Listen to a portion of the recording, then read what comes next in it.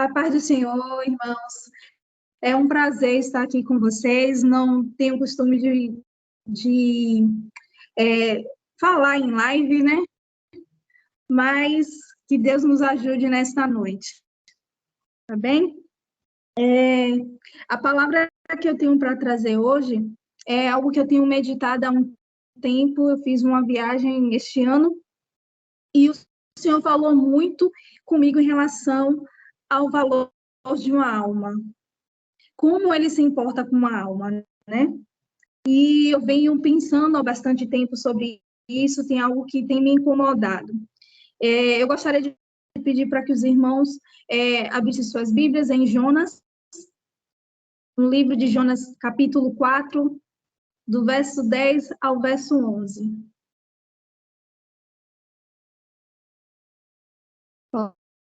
Posso ler?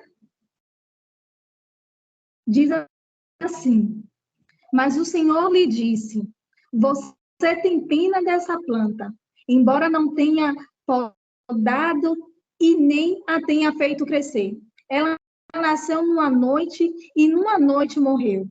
Contudo, Nínive tem mais de 120 mil pessoas que não sabem nem distinguir a mão direita da esquerda, além de muitos rebanhos. Não deveria eu ter pena dessa grande cidade? Senhor, usa a tua palavra, Pai, neste momento. Ela é o que vai fazer a diferença em nossas vidas hoje, Senhor. Que cada um que está aqui nesta sala possa receber a porção do Senhor nesta noite. Em nome de Jesus. Amém. Eu queria trazer, antes de focar nesse texto, um pouquinho do contexto que tem o livro de Jonas. Nos capítulos de 1 a 3, Deus chamou Jonas para pregar contra a cidade de Nínive, que era retratada como uma cidade cruel, merecedora da destruição. Jonas, por sua vez, foge de navio para Tarso e ele é engolido por um grande peixe. Jonas faz uma oração a Deus e dá ordem para o peixe, Jonas foge de Tarso, né? Ele é engolido por um grande peixe. Jonas faz uma oração e Deus dá ordem para que o peixe vomitasse Jonas em terra firme. Então, Deus ordena a Jonas pela segunda vez a pregar contra a cidade de Nínive e ele obedece. Ele entra na cidade, percorre anunciando que viria a destruição sobre a cidade de Nínive em 40 dias. O rei decreta um jejum em que nem gente, nem animal poderá comer e beber. E Deus decide não destruir a cidade de Nínive. Se o livro de Jonas fosse terminar no capítulo 3, nesse contexto todo, nós iríamos reconhecer Jonas como um grande profeta ou talvez um grande pregador. Afinal, tudo que Jonas pregou contra a cidade de Nínive ajudou com que a cidade não fosse condenada. Mas, no capítulo 4, Deus precisa ensinar algo a Jonas. Precisa ensinar algo a Jonas muito importante. Deus quer ensinar para Jonas o valor de uma alma. E acredito, assim como Jonas, nós precisamos também ser ensinados sobre o valor de uma alma. Sobre como o Criador se sente ver a sua criação caminhando para a condenação eterna. Nos versos de 1 a 4 do capítulo 4 de Jonas, Deus demonstra como está descontente, Jonas está descontente porque Deus não castigou a Nínive. Não sei se Jonas estava preocupado com sua reputação em ser considerado um falso profeta, pois o que ele pregou, que a cidade de Nínive seria destruída, não aconteceu por causa do arrependimento. Ou talvez ele estivesse irado, não só com Nínive, mas com todo o povo assírio. A Síria foi a cidade que invadiu Judá, que feriu seu povo. Podemos ver isso em Crônicas, podemos ver no livro de Jeremias o que aconteceu com Judá. Judá foi levado a cativo. Talvez Jonas estivesse ressentido com Nínive já por causa disso, já que Nínive é a capital da Síria. No seu entendimento, Deus não poderia perdoar essa cidade. Mas o fato é que Jonas não entendia como Deus via aquele povo. Jonas não entendia como Deus olhava para aquela cidade. Não entendia o sentimento de Deus. Mas no verso 5, diz que Jonas se assentou ao leste da cidade, construiu um tipo de abrigo contra o sol e ficou esperando para ver o que iria acontecer com a cidade. Jonas ficou como um espectador ao longe. Jonas, depois que ele pregou, ele entendeu que Deus não ia destruir mais a cidade, ele vai para um lugar mais distante da cidade e fica observando o que iria acontecer. Muitas das vezes é o que acontece conosco. Nós nos tornamos como espectadores, observando as pessoas passarem, nos nossos vizinhos, caminhando no dia a dia, observando as pessoas indo trabalhar, e muitas vezes não paramos para pregar a palavra para eles. Muitas vezes não paramos para compartilhar do amor de Deus. Estamos como espectadores, muitas vezes, observando pessoas sem conhecer a Cristo, caminhando a passos largos para o inferno. Sem que nos movemos, sem que algo motivasse o nosso coração para estar pregando a palavra para eles, né? Consciente ou inconsciente, estamos nos tornando espectadores, assistindo colegas, vizinhos, parentes, estranhos, amigos, caminhando para a morte eterna. A nossa vida é uma rotina muito corrida. Quem trabalha, quem estuda, até quem faz algo, não trabalha, não estuda, tem uma vida corrida. Mas precisamos entender como Deus tem o valor de uma alma. Como é que Deus vê uma alma? Como é que Deus olha para uma pessoa descrente e vê a sua criação indo para a destruição eterna? Como é que está o nosso sentimento em relação a isso? Como é que nós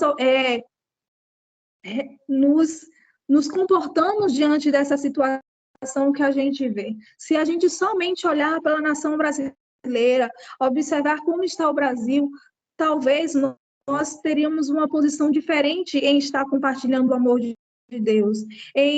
Seríamos muito mais rápidos, muito mais ativos em anunciar a palavra do Senhor. Se entendermos também que Jesus realmente está à porta, que em breve voltará, acho que não gastaríamos muito tempo com tanta programação, com tantos eventos para pessoas crentes, mas gastaríamos mais tempo em buscar pessoas para Cristo, buscar as ovelhas que estão perdidas. Nos versículos 6, 7, 8 e 9, diz que Deus fez crescer uma planta sobre Jonas para lhe dar sombra. Depois mandou uma lagarta para atacar a planta e depois secou. Trouxe um vento muito quente, a ponto de Jonas quase desmaiar. Jonas ficou tão furioso por causa da planta que desejou morrer. Jonas começa a trocar valores. Hoje a gente vê uma sociedade que se importa mais com um animal, que paga spa, psicólogo para um animal, mas não se compadece de uma pessoa a mendigar, não se compadece de uma pessoa passando fome. E Jonas começa a trocar os valores, né? Ele se preocupou com uma planta que teve um instante de vida, mas não se preocupou com 120 mil pessoas que estavam perecendo. Não se importou com essas almas. Mas o que me passou a chamar a atenção nesse capítulo de Jonas não foi a fuga de Jonas, não foi o grande peixe que engoliu Jonas e nem sua desobediência. É algo que sempre é lembrado no livro de Jonas, o grande peixe engolindo o Jonas, né? Jonas fugindo. Não foi também o que me chamou a atenção ao ver Jonas se irar porque a planta morreu, não foi o arrependimento da cidade. A cidade diz, o livro de Jonas diz que a cidade era muito grande e Jonas, para percorrer toda a cidade, precisava 3 dias. Jonas pregou o evangelho em apenas um dia, pregou o arrependimento em um dia, e eu fico pensando como é que ele pregou esse evangelho. Talvez, se fosse o nosso dia de hoje, seria aqueles folhetos, Jesus te ama, Jesus te ama. Não nos dedicaria tempo suficiente para Jesus ama você, ele morreu na cruz por você, ele tem um plano de salvação na sua vida. Você não é qualquer pessoa. Deus sonhou com você, Deus planejou cada detalhe da sua vida. Ele deu o seu precioso filho. Jonas não fez isso. Talvez não posso limitar a ação de Deus numa palavra, porque a palavra de Deus ela sempre vai ser impactante, ela vai sempre ser poderosa. Mas eu percebo que hoje nós não estamos pregando o evangelho de maneira que demonstre o amor de Deus. Sim, e também não foi isso que me chamou a atenção. O que me chamou a atenção nesse capítulo, nesses 4 capítulos de Jonas, foram os versículos que nós lemos, que diz que o Senhor diz para Jonas: tem compaixão da planta que te não custou trabalho, a qual não fizeste crescer, que nunca nasceu, que nasceu numa noite e numa noite pereceu, e não hei eu de ter compaixão de uma grande cidade de Nínive, em que há mais de 120.000 pessoas que não sabem discernir entre a mão direita e a mão esquerda, e também muitos animais. Deus está falando para Jonas: você está aí preocupado com a planta que tem um instante de vida. Eu estou preocupado com a minha criação. A criação que eu fiz. Eu fico imaginando Deus falando para Jonas com esse sentimento de um pai, de um criador, olhando para a sua criação indo para a destruição, olhando seus filhos perecendo. E eu hei de não me compadecer? Talvez se nós tivéssemos a oportunidade, tivesse a grande oportunidade de estar no lugar de Deus, qual o sentimento que teríamos após essa oportunidade? Como trataria as pessoas? Como olharia as pessoas que estão lá fora perecendo? Qual o sentimento que nós teríamos? Deus se apresentou como o criador daquele povo. Se Jonas tivesse irado por uma planta que gerou, que não criou e que teve um instante de vida, imagine agora Deus vendo a sua criação sendo destruída. Vendo sua criação indo para longe dele. A Bíblia diz que Deus, ao criar Adão, ao criar Eva, ele se relacionava, ele estava perto, ele procurava todos os dias ver Adão. Descia na viração do dia para estar em contato com ele. Mas agora tem uma geração de 120.000 pessoas que está longe do Senhor. 120.000 pessoas que não se relacionam com o seu Criador. 120.000 pessoas que estão indo para o inferno, sem que tivesse a chance de se arrepender. Gênesis diz que Deus criou o homem conforme a sua imagem e semelhança. Não quero alimentar a nossa cultura egóica, mas somos a parte mais importante de toda a criação de Deus. Somos o diferencial da obra de Deus.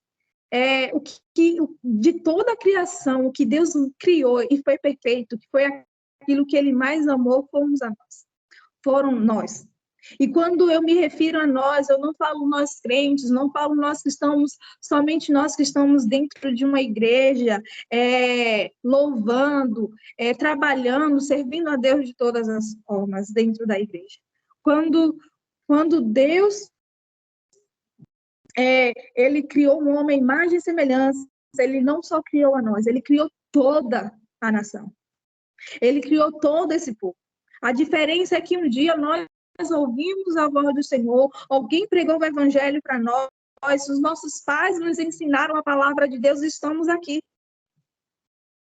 Mas tem pessoas, existem milhares de pessoas que precisam ouvir da palavra do Senhor. Precisam ter essa oportunidade de ouvir que Jesus te ama, Deus tem um plano na sua vida. É isso que precisamos. Se a gente for pensar nesses 120.000 que estava na cidade de Nínive, e que a Bíblia diz que ele não sabia discernir entre a mão direita e a esquerda, não sabia o que era certo ou errado. Em 2 Coríntios 4:4 vai dizer, vou ler para vocês, que o Deus desse século cegou entendimento dessa geração para que não pudesse entender a palavra, para que não pudesse entender o evangelho e por isso não crê. Às vezes a gente está falando, eu já preguei para todo o meu bairro, eles já ouviram, mas o entendimento dele ainda não foram abertos. A palavra de Deus também diz que a palavra é lançada no caminho, outras é lançada em terrenos que não são férteis, e a gente não sabe quando a gente lança a semente aonde ela cai. Então, a gente tem que pregar o evangelho até que essa pessoa se converta, até que não haja mais oportunidade para essa pessoa. E isso significa que nós temos muito o que fazer. A tarefa que Deus deu a mim, a tarefa que Deus deu a vocês, a tarefa que Deus deu à igreja é muito grande, é muito larga. E Deus tem contado com os filhos deles. Deus tem contado comigo, Deus tem contado com vocês, Deus tem contado com a igreja para fazer essa grande obra, né? Deus não nos chamou para julgar, Deus não nos chamou para selecionar quem pode e quem não pode ouvir sobre a salvação que há em Cristo. Deus nos chamou apenas para anunciar o seu amor. E não há maneira, não há forma de demonstrar o amor de Deus, senão pela expressão máxima do amor de Deus por uma alma. O amor e a expressão máxima do amor de Deus é Cristo, a quem eu e você conhecem, a quem eu e você nos relacionamos constantemente. Temos nos relacionado com Jesus e a melhor pessoa para apresentar Jesus somos nós que o conhecemos. E o mundo lá fora, as pessoas lá fora, as almas estão gritando para conhecer esse Jesus. A Bíblia diz que não há caminho e não há outro caminho além de Jesus para que possa chegar a Cristo. Quem vai ensinar esse caminho, senão nós? Como eu falei, Jonas estava trocando valores, uma planta por uma vida. O que nós estamos trocando hoje em dia por uma alma? O que nós estamos balanceando? Qual é o mais importante, uma alma para Cristo? Ou o nosso emprego, o nosso dinheiro, o nosso status, nossa reputação? O que é que está sendo colocado na balança? O que temos comparado com a alma? Qual é a nossa prioridade? O que temos de prioridade em nossas vidas? A verdade é que muitas vezes criticamos Jonas por se irar, porque uma nação perversa se converteu, mas muitas vezes somos indiferentes às pessoas que estão ao nosso bairro, às pessoas que estão caminhando a passo largo para a morte eterna. Somos muitas vezes indiferentes. Muitas vezes não convidamos o nosso vizinho para assistir um culto na nossa igreja. Muitas vezes até mesmo não demonstrando o amor de Cristo em ações simples, uma ajuda, um bom dia. Muitas vezes somos indiferentes, assim como Jonas. Não sei aí na cidade de vocês, mas aqui, quando um ladrão, alguém que estava fazendo algo de errado é pego, é lixado. E eu percebo que muitos crentes vão e lincham ele, batem nele, lançam palavras que não edificam. Mas a verdade é que Cristo, Deus não nos chamou para isso. Deus nos chamou para que pudéssemos anunciar a palavra do Senhor. Deus nos chamou para que pudesse ter compaixão pelas almas perdidas.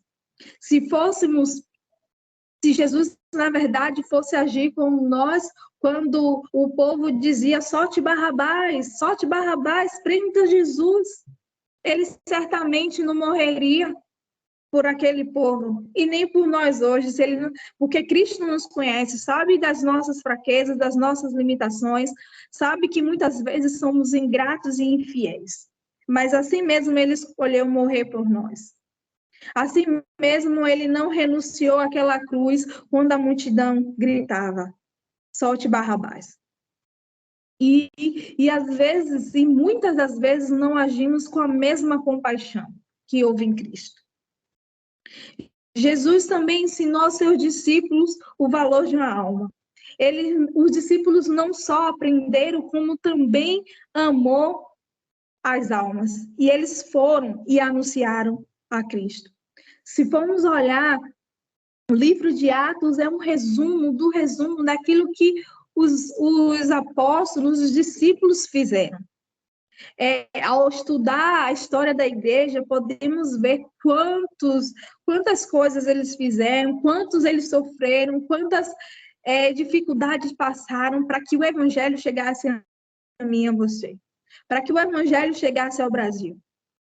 E a gente não pode minimizar o sofrimento deles por isso.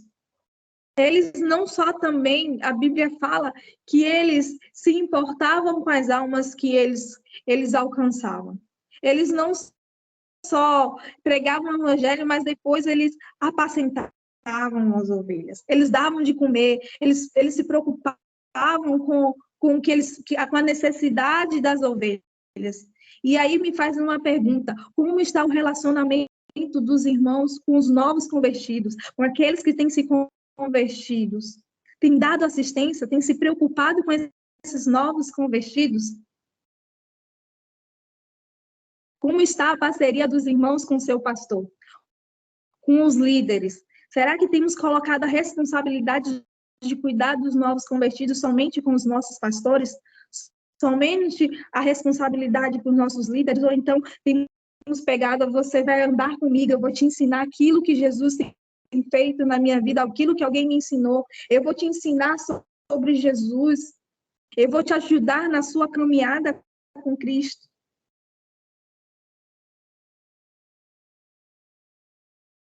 Tem, na verdade, nas nossas igrejas, pessoas que foram alcançadas por Cristo, pessoas que, com muitos esforços, nós levamos a palavra, com muitos esforços alcançamos, mas muitas vezes temos perdido essas pessoas porque não tem quem cuide dela dentro da igreja. Igrejas grandes com poucas pessoas para acompanhar, igrejas pequenas que deixam responsabilidade para os seus pastores. Pessoas precisam ser cuidadas, pessoas precisam ser ensinadas, pessoas precisam ser discipuladas, pessoas precisam ser amadas.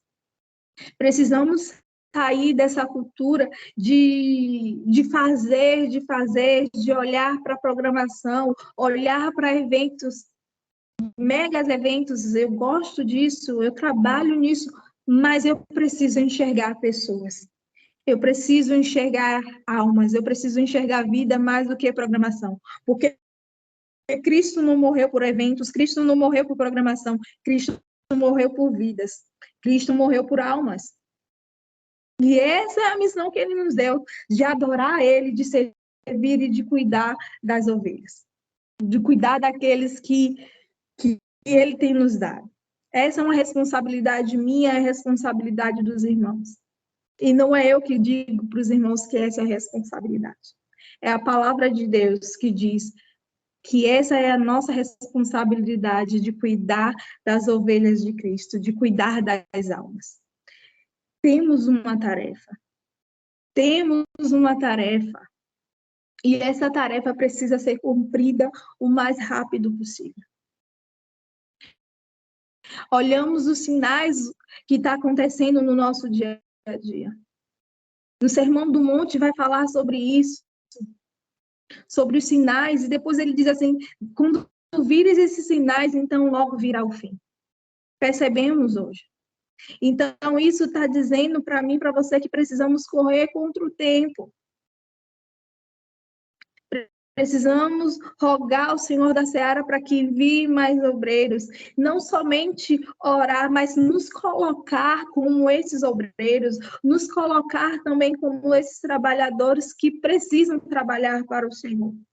A verdade é que os campos estão brancos. A verdade é que as pessoas estão sedentas por Cristo. As pessoas hoje em dia elas estão num sofrimento